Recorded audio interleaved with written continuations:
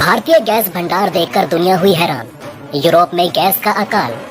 पहले जिहादियों को ठोको, फिर बढ़ेगा दोस्ती का हाथ। एस जयशंकर के बयान से पड़ोसी हुआ बेइज्जत। दोस्तों, वैसे ये बात तो आपने भी हमेशा नोटिस की होगी कि दुनिया में कुछ ऐसे देश भी हैं जो हर पल भारत की निंदा करने में अपना समय व्यतीत करते हैं, या फिर भारत विरोधी षड्यंत्र से इन्हें फुर्सत ही नहीं मिलती। लेकिन जब इन्हीं देशों पर कोई मुसीबत आए, यानी कि पानी जब इनके गले तक पहुंच जाए, तो इन्हें भारत की याद आने लगती है। अमेरिका की ही बात कर लें तो अमेरिकी सरकार आए दिन रूस को लेकर भारत पर दबाव बनाने में जुटी रहती है, हमें प्रतिबंधों की धमकी देती है। लेकिन जब इसी अमेरिका को चीन या रूस की ओर से नसीहत मिलती है या कोई ऐसा काम जो अमेरिका के बस का ना हो, तो बाइडेन सरकार भारत को पुकारने लगती है। जैसे अब से ठीक 2 दिन बाद भारतीय सेना अमेरिका को हाई एल्टीट्यूड एरिया में ट्रेनिंग देने जा रही है, ताकि ऐसे इलाकों में चीनियों का मुकाबला किया जा सके। अब यही किस्सा हमारे पड़ोसी के साथ भी है, जो आए दिन आज़ाद कश्मीर का नारा लगाता रहता है। लेकिन अब क्योंकि पानी इसकी नाक तक पहुंच चुका है, तो इसे भारत से दोस्ती करने की इच्छा हो रही है। वैसे दोस्तों, मैं यहाँ बात पाकिस्तान की कर रहा हूँ, जो इन दिनों कश्मीर के नारे छोड़ भारत से दोस्ती का हाथ आगे बढ़ा रहा है। दरअसल कुछ मीडिया रिपोर्ट्स के मुताबिक पाकिस्तान भारत से अच्छे संबंधों की अपेक्षा कर रहा है।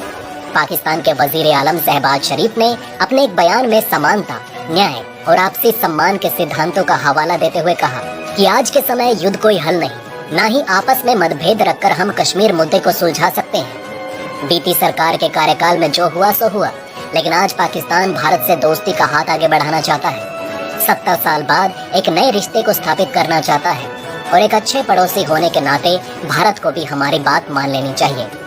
अब दोस्तों, जैसा कि आप सभी पाकिस्तान के स्वभाव को बखूबी जानते हैं कि ये तभी इतनी मीठी मीठी बातें करता है जब इसके दोनों हाथ पत्थर के नीचे फंसे हुए हों।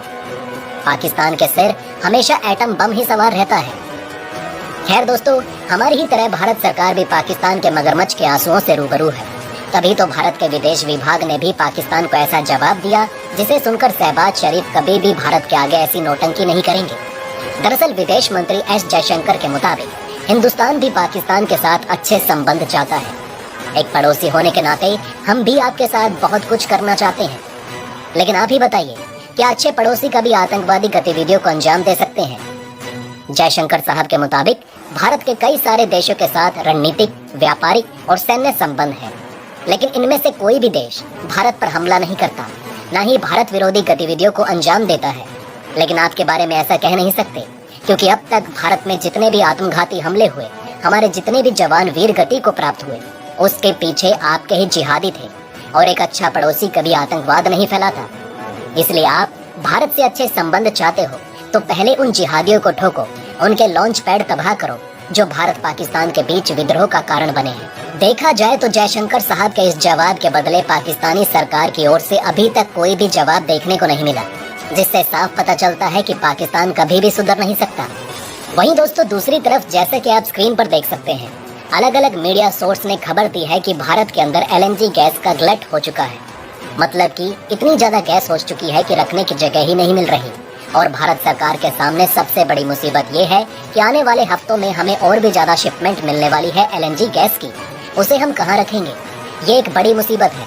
लेकिन इस पूरे मामले को देखकर दुनिया के कम से कम 50 से ज्यादा ऐसे देश हैं जो हैरान हैं, और खासकर यूरोप, क्योंकि इस समय यूरोप के अंदर LNG गैस ने लंका लगाई हुई है। वो इसलिए क्योंकि पूरे यूरोप के अंदर गैस की कमी है, जिस वजह से गैस की कीमत लगातार बढ़ती जा रही है। और आपको बता दूं कि यूरोप के घरों में खाना बनाने में भी LNG का इस्तेमाल होता है, और यूरोप की जो बड़ी बड़ी फैक्ट्रियां हैं, बड़ी बड़ी इंडस्ट्री हैं, वहाँ पर भी बड़े लेवल पर LNG गैस का ही इस्तेमाल किया जाता है।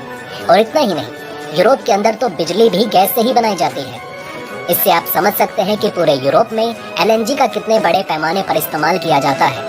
और अब जब इसकी कमी हो चुकी है तो इसकी कीमत आसमान छू रही है। इस वजह से यूरोप के जो लोग हैं, उनके घरों का बिजली का बिल 5 गुना से ज़्यादा बढ़ चुका है। लोगों के घरों में जो गैस आती है उसका बिल बढ़ चुका है, और जो इंडस्ट्री में गैस इस्तेमाल होती है उस वजह से चीज़ों के दाम भी तेज़ी से बढ़ रहे हैं। और इसलिए पूरा यूरोप कंफ्यूज हो चुका है कि हमें तो गैस मिल नहीं रही, और जो मिल भी रही है उसके दाम कई गुना ज़्यादा है। ऐसे में भारत के पास ये गैस आ कहाँ से रही है? इनके पास रखने की जगह भी नहीं। ऐसे में भारत ने ये LNG मंगवाई कहाँ से? तो मैं आपको ये पूरा मामला विस्तार से समझाता हूँ। तो दोस्तों, आपको याद होगा कि अब से 2 महीने पहले हमने आपको बताया था कि भारत में LNG गैस की कमी हो गई है। इसका कारण ये था कि हमें गैस आती थी रूस से। हमने रूस के साथ 2018 में कॉन्ट्रैक्ट किया था, लेकिन रूस पर लग गए प्रतिबंध। इसलिए रूसी कंपनियों ने कहा कि हम आपको गैस सप्लाई नहीं कर पाएंगे। उस समय भारत सरकार के सामने बड़ा चैलेंज था, क्योंकि हमारी इंडस्ट्री में बड़े लेवल पर गैस इस्तेमाल की जाती है। भले ही हमारे घरों में एलपीजी इस्तेमाल होती हो, एलएनजी कम इस्तेमाल होती हो, लेकिन इंडस्ट्री हमारी बहुत ज्यादा निर्भर है एलएनजी गैस पर। और इसलिए भारत सरकार के लिए जरूरी था कि चाहे कुछ भी जुगाड़ लगाना पड़े, कोई भी कारनामा करना पड़े, लेकिन एलएनजी गैस का जुगाड़ तो करना ही है। और भारत सरकार ने वो किया भी। हमने यूएई और कतर जैसे देशों को मनाया, उनके साथ एलएनजी का समझौता किया। और ये बड़ी बात थी, क्योंकि ये दोनों ही देश किसी भी हालत में यूरोप तक को गैस देने को तैयार नहीं थे। उन्होंने साफ कहा था कि जिन्होंने हमसे कई महीने पहले कॉन्ट्रैक्ट किया है, हम उन्हें ही गैस देंगे। लेकिन इन्होंने भारत का लिहाज किया और भारत को गैस देनी शुरू कर दी। लेकिन जैसे कि आप जानते हैं कि हम भारतीय बहुत तगड़े जुगाड़ी होते हैं। भारत सरकार ने जुगाड़ करके एलएनजी खरीदी, लेकिन भारत की जो इंडस्ट्री थी जहां पर एलएनजी का इस्तेमाल किया जाता था, उन्होंने ऐसा तरीका ढूंढ लिया कि एलएनजी का इस्तेमाल ही ना करना पड़े। वो कैसे? तो दरअसल दोस्तों, भारत की इंडस्ट्री को ये बात पता थी कि जो एलएनजी इस समय भारत खरीद रहा है वो बहुत ही महंगी है। अगर हम उसका इस्तेमाल करेंगे तो हम जो सामान बना रहे हैं उसके भी दाम बढ़ जाएंगे।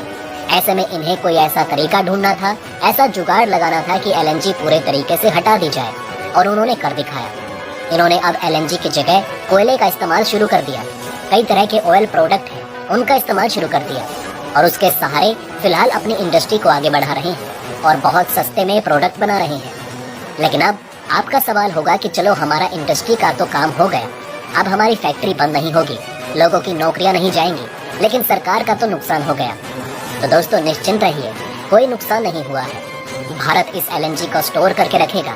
अगर ये यूज में आई तो इसे इस्तेमाल कर लेंगे, वरना दुनिया के किसी भी देश को इससे ज्यादा दामों पर बड़ी आसानी से हम बेच सकते हैं। क्योंकि रूस यूक्रेन युद्ध अभी खत्म नहीं होने वाला और आने वाले समय में गैस के दाम और बढ़ेंगे, यानी कि हमें कोई भी घाटा नहीं होने वाला है। हालांकि दोस्तों, इस पूरे मामले पर आपकी क्या राय है, कमेंट करके